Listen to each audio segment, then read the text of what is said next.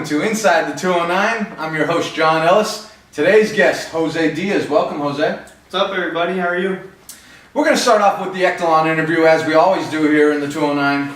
Jose Diaz, you were one of the first ones to come over to Echelon with me as a junior player. How old were you, and why did you make that change? I was about 14 years old, and honestly, I made the change because my good buddy, John Ellis, you were a part of that group, and wanted to be part of it. Liked the colors, hit the racket, was really intrigued on trying something new. Love the rackets, and I mean, pretty much picked up the racket and was a no-brainer for me to switch. Well, let's kind of stay on that topic with the rackets there. You've had several different models in your hand of Echelon rackets over the years. What are some of your favorites, and why do they stand out? Honestly, my favorite would have to be the one that I'm playing with right now, is the Toron Light. I mean, it's a great racket, a lot of power, and I really like it. What about some of the past ones? What did you first start off with when you came to Echelon? I believe I started with the 03 White.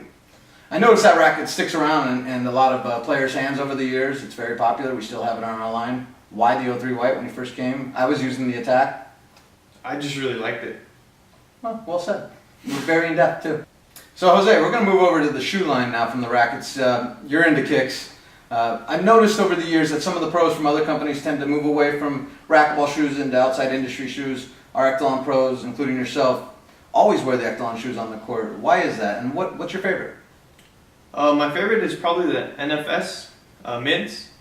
I really like the shoe because not only it's strictly for racquetball, it's a tennis shoe transitioned into racquetball, so it's really made and really durable for racquetball specifically. Back to the product line with the rackets again. New racket came out, the ESP Toron, a little bit harder hitting racket. Why aren't you going to make the change to that, or are you going to make the change to that? I will be making the change pretty soon, but it's just kind of the beginning of the season, and I was really used to the Toron Light, so making that transition before the U.S. Open wasn't really a smart choice for me. Maybe pretty soon I will be playing with it. I like the power. It's part of my game that I need to improve in, is hitting the ball a little bit harder. But maybe you'll see me playing with it in the next pro stop or two. Well, we've all seen you out there on the new Echelon eyewear commercial for the Flips eyewear. Are you going to make the change over to those? Probably not. I don't wear prescription glasses, so that's not an area where I want to. But I strongly recommend it to people that have prescription. It's a really good eyewear. I like the speed, so I'm going to stick with the speed. Okay, let's move over into the Echelon demos. You're known here around Northern California as the walking demo. Always entertaining, whether it's at an official Echelon demo or in a tournament match. What makes you so entertaining on the court during these demos, and do you enjoy that process of hosting Echelon demos? I mean, I guess the walking demo I'm not really known for that, but I guess this guy over here gave me that name. I mean, I enjoy it. I like putting on a show for people. I like people being into the game and getting people to play and wanting to watch and wanting to play. I mean, I like playing for the crowd and hearing people cheer, so I mean that gets me going and makes me play harder and whatnot. So you're in tune to that. You can hear the voices out there talking to you or rooting for one or the other. What about when they're starting to root for your opponent? How do you feel about that? Oh man, I love that too. I mean, regardless whether they're rooting or not, rooting for me or against me, it makes it that much better. It's not like tennis where it has to be quiet. I like it when it's loud and it gets me going. So Jose, let me ask you, what sets you apart from the other Echelon pros on staff? I guess you can say I'm the walking demo. I like entertaining people and willing to do that little extra to get everyone else involved. So as we go forward and as your professional career matures with Echelon, there may be an opportunity to be involved in more product design. Are you interested in that? And if so, what would you like to see Echelon come out with that they don't have already? Yeah, definitely. An idea that I had was creating a sandal. Maybe coming up with a design for an off-court shoe. I know when we're playing, our feet get really sweaty. So I think it'd be a good idea to have an off-court shoe that we would be able to wear so that our feet were able to breathe. Yeah, this sounds like a Jose Diaz product here, because I noticed that you're big into sandals. After match, you usually have your sandals on. I like that idea. So Amy, Scott, Court, Chris, time to maybe get on that one, have a nice Echelon sandal, call it the Jose Diaz sandal. We'll be back with Jose Diaz here for round two, the real Jose Diaz, coming up next here on Inside the 209.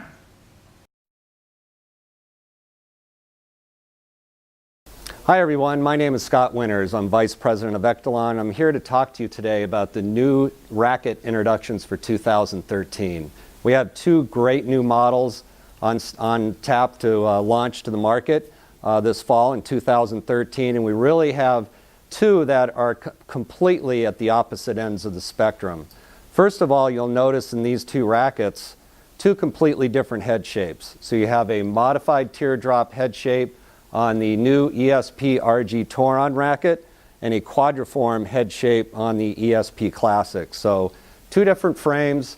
So first of all, some of the similarities in this frame, number one, are material. These are made of graphite extreme. This is our lightest weight material in the line. It's lightweight, it's stiff. It really helps give the frame a lot of power. Also, ESP string pattern. We're really taking string patterns to a whole new level. ESP stands for extreme string pattern, and we really have two different extreme string patterns. Number one, we have in the ESP RG Touron a 12 main string pattern. Most of the rackets out there today are either 14 or 16, so less strings in the racket are going to make the string bed very resilient. It's going to give you a lot of power, and it's a very open pattern. We call this string pattern DPR, double power ring. So all the strings go all the way down into the throat. It really maximizes power. Has a very high power level at 4,100. So it's one of our most powerful rackets in the line. So great new stick. The other racket that we're introducing is the ESP Classic.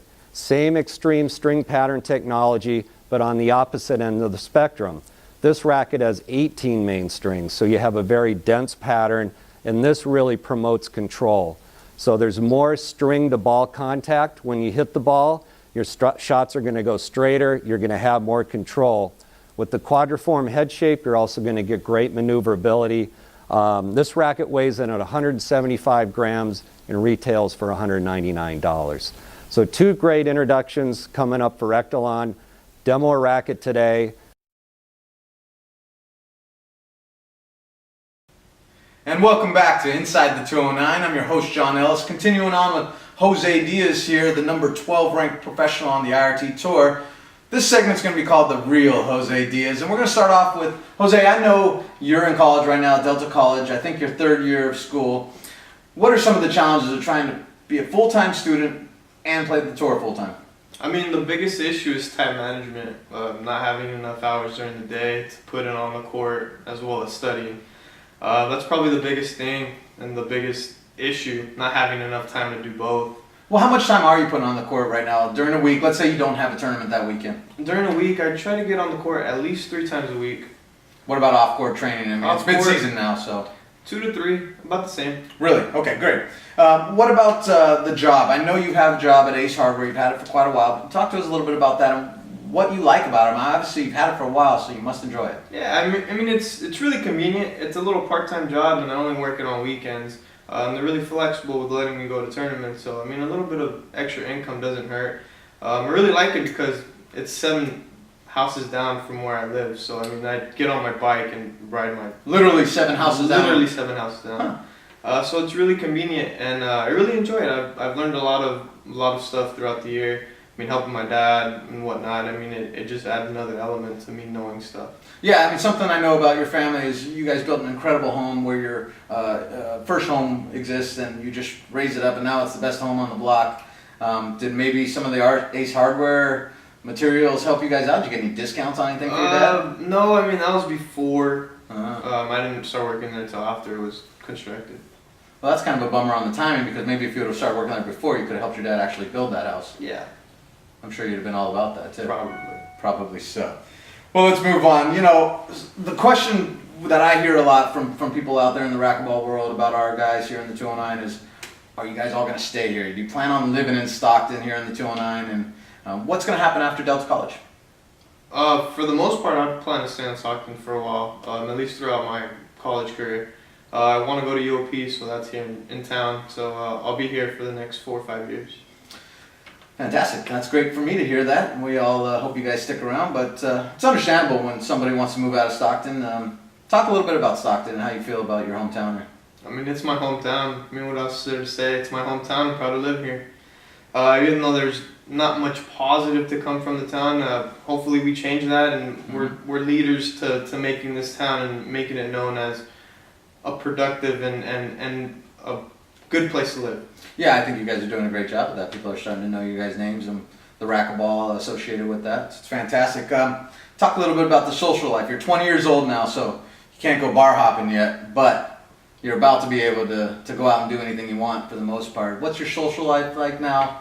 Any relationships that you're in? Yeah, currently in a relationship. I mean, that too is it's tough to juggle with the racquetball and the part-time job and the school, but I mean, it's not really much of a social life, I guess you could say. I'm always busy, always doing something. Yeah. So I mean, I have a lot to juggle, and I mean, it keeps me busy. So social life, on hold as far as when I'm at school and doing all this kind of stuff. Well, I'm sure some of the ladies out there in the world of racquetball are going to want to know if this relationship you're in, you found Mrs. Diaz? I mean, who knows, man? It's nice, and it's nice to be in a relationship. So Sounds great. Sounds great. Sorry, ladies, not right now. Besides your performances on the court, let's get back to racquetball for a second. Okay. Besides your performances on the court, what else in life do you want to accomplish? I mean, what are you passionate about besides racquetball? Honestly, I want to pursue a career in physical therapy. I mean, not set stone, but I know I want to do something in my life where I'm helping people and helping people better themselves. So, Well, I mean, that'd be great if you could go to UOP. Then we got our buddy there, Chris Pond, who's in charge of the teams there at University of Pacific. Is that something you and Chris talk about? yeah, I mean, I've talked to him here and there and about going in, but I haven't really gone in just because I have so much to juggle in my life. But yeah, man, I definitely think that's an opportunity, and all the pieces to the puzzle are there. It's just about me putting them together and going about and getting it. I sure hope so, man. My knees always hurting, my shoulder hurts. You can come over to the house, spend about like 2 hours a day just kind of giving me therapy. Sound good? Yeah, I'm looking forward not to it. So that's No. free, right? Yeah. Oh, you look forward to not doing it? Not doing it. Oh, Yeah. okay. Okay, but I'll do it. Well, let's move over and transition into the IRT. Talk about the current leaders of the IRT and how do you feel that the tour is doing right now? I feel like it's doing great. Jason Menino's doing a really good job. A lot more tournaments are being run. The tier ones are awesome. Just really like where the IRT is heading. Has a bright future ahead of itself. We have a tour stop at our home club here at In Shape Sport West Lane. I asked Jose Rojas this. Let's talk about the challenges of having a hometown pro stop. I think the biggest challenge for me was to actually treat it as a pro stop. You're not necessarily traveling. I mean, you're waking up and you're doing everything you do here, but then all of a sudden you have to get yourself into that mode where, okay, now I got to go play a match and treat it. It's treated different. You're not in that tournament mode as you would be if you were, hey, I got to go to the airport, I got to do this, staying at the hotel. So do you think there's a little bit of vibe that's missing when you're playing in your hometown? A little bit, but that extra vibe comes from the crowd and the people that are here supporting you, wanting you to win, and I mean, ultimately winning a pro stop at your hometown. I mean, it doesn't get much better than that. That's perfect. You're leading me right into my next question. What is the most important IRT Tier 1 stop for you to win? Well, obviously, hometown win would be the biggest. More important than the U.S. Open? Pretty close. Pretty close, right? Pretty close. Okay, well, I like your answer. I like that you're saying Stockton. Now, if the IRT were to bring doubles back into their Tier 1 schedule, it goes without saying that probably be you and Marky Rojas playing doubles together? Yeah, I mean, we played doubles since we were 10 years old, so I mean... What happens, though, if Kane Wazelinchuk or Rocky Carson dials up Jose Diaz's number and says, I want you on my right side? What do you do? I got a left side, I already took him. So you're staying with Marky Rojas no matter what, even if Kane's calling? Sorry, Kane. I like that, too. Interesting. Your favorite player in the top 10 to play against on tour is? Everybody. Everybody. Not one sticks out. If you have one match on the IRT to win it all, to win the U.S. Open or the Stockton event, who would that one match be against outside of somebody from Stockton? I would want it to be someone from Stockton. Okay, but you can't. So I put some rules on that. I know you don't like when I give you rules and stuff. Yeah, it's terrible. Been doing it to you since I was like, what? Since you were 8? Yeah, except now I'm taller than you, so... Oh, it's hard to do. Yeah, it's hard. Feel proud about that? A little bit. Shouldn't. Should. Okay, so the answer is?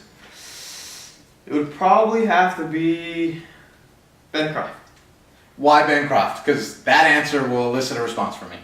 I don't know. I mean, I've always liked playing him, and it's really entertaining to watch us play. I mean, we give it all on the court, hustling everywhere. I mean, I think it would be really, really exciting. I know this. I certainly look forward to watching more matchups with you and Ben. I know you've had a couple, hasn't worked out so well for you yet, but as you get older, I think your personality on the court will drive Ben crazy. Now, is that something you feel also? Do you feel like you're going to be able to utilize that little, I don't know what it is about you. You got a little annoying little personality trait on the court, kind of gets under people's skin?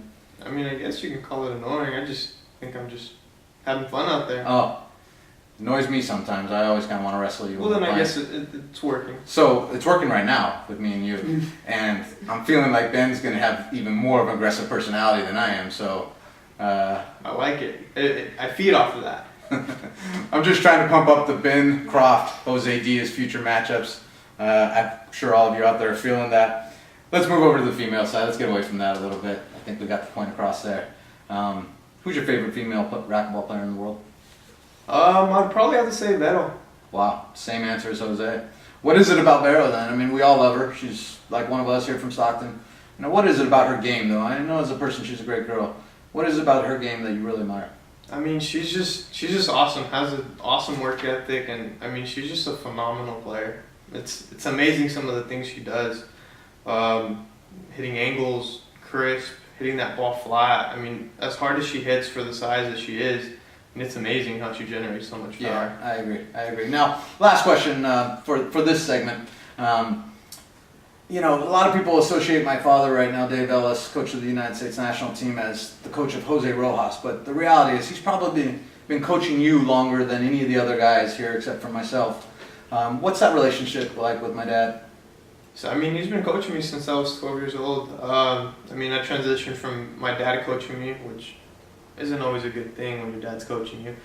But he took in the opportunity, or I took the opportunity of working with him, and I mean, ever since then, I mean, found a great coach, and why change something that isn't broken, or why try to fix something that What isn't about the broken? off-court relationship? I mean, I'm asking about this more so than some of the other guys because I feel like my dad and my mom and dad kind of know your family the best out of all the families here associated with racquetball and Stockton. And what's, you know, just I don't know, why is that? Well, where'd that relationship come from in your eyes? Well, I mean, I guess transitioning from like my dad helping your dad and your dad helping my dad. I mean, it's just helping each other. I mean, he's much more than just a coach.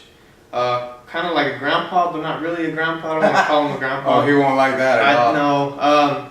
I mean, I like it. I think it's kind of funny. yeah. I mean, he's not just my racquetball coach. He's there for everything. I mean, simple as math homework, doing math homework. I mean, just this morning we were 6:30 in the morning doing math homework. Not because he has to, just because he wants to. I mean, He wants to help. He wants to see you do well. Yeah. Yeah, absolutely. Now, last question. I said last one was the last question, but this is the last question. If you had one match to play, final of the IRT, and I'm sitting there trying to coach you, and my dad's coaching you, who are you listening to more, me or my dad? Your dad doesn't really say much when we are in a match, so I mean, it'd be pretty tough. I mean, I like having two opinions, so I mean, I'd probably listen to both. Okay, fair enough. That's a easy way out of that question. Well done. Very informative stuff here from Jose Diaz. We'll be back for segment 3, the rivalry. Coming up next here on Inside the 209. My name is Brandon Davis, and I am from Fountain Valley, California. I got into the sport mainly because of my brother. He got me into it, drugged me down there, and played on the courts. You know, had a little fun, hit the ball hard, and got some exercise. Yeah, I like to play both in and outdoor. I'd say right now the outdoor game is a little bit more. I'm more drawn to it because you know it's summertime, weather. It's real nice, SoCal, sunny. A lot of good people, good vibes. You know, playing with friends, hanging out, just all around good time. I currently play with the Echelon Reignite racket, 180 grams. Specifically, I like the shape. I'm more drawn to this shape than more narrow shape rather than the new Toron, which is kind of a teardrop shape. It's a nice racket, you know, you don't have to swing too hard. You can kind of let the racket do the work, you know.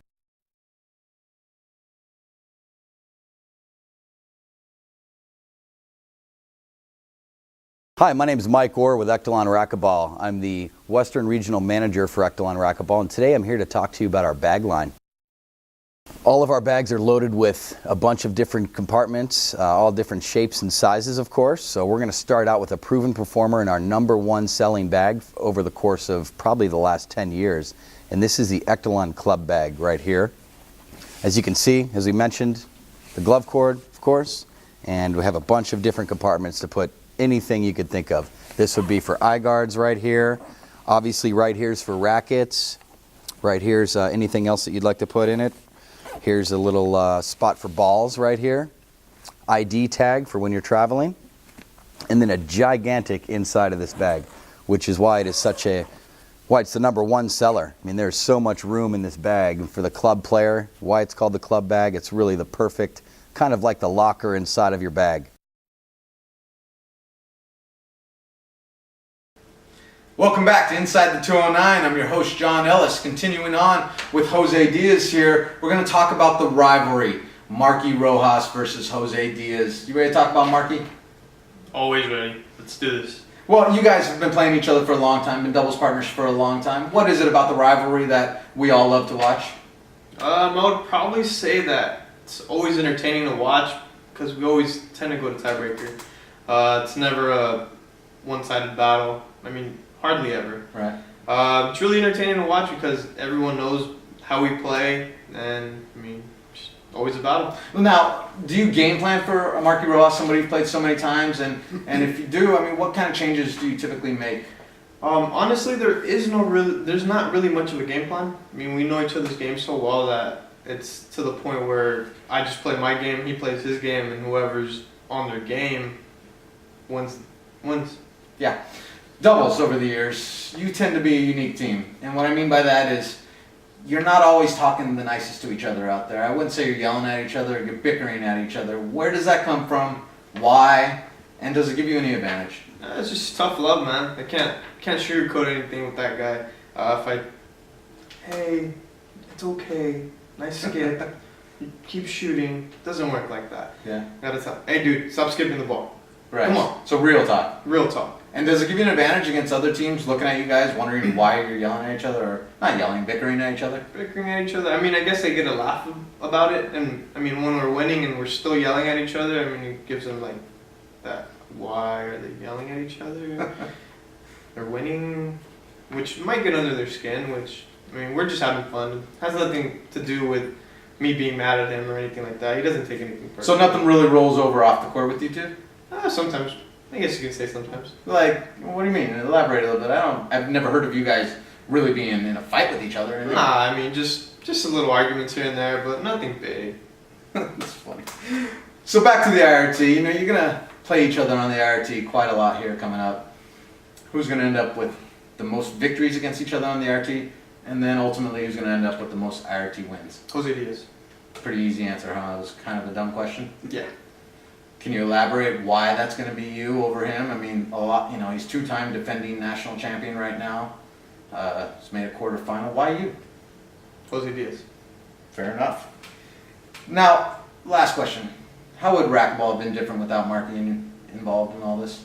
I mean, different in the sense where I wouldn't have someone to compete against and have someone to push me to become better. I'm not sure.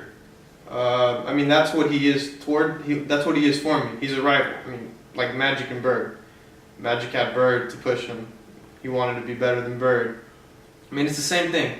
And so, let me ask you this though. I said last question again. I lied again. If Marky's in the finals of an IRT stop, you go down in the semis, you know, playing somebody that you just lost to. I mean, how much are you pulling for Marky? Oh man, if I'm not winning, I mean, I want someone else from not just Marky, but someone else from 209 to come out and win. I mean, that's a no-brainer for me. I'll say this, man. I really enjoyed the Jose Diaz, Marky Rojas matches, and I look forward to watching a lot of them in the next 10 to 15 years. So I wish you a lot of luck. We'll have Jose Diaz back in the 209 studio here very soon. Let him get a couple of tournaments under his belt. We'll be back with more interviews from inside the 209.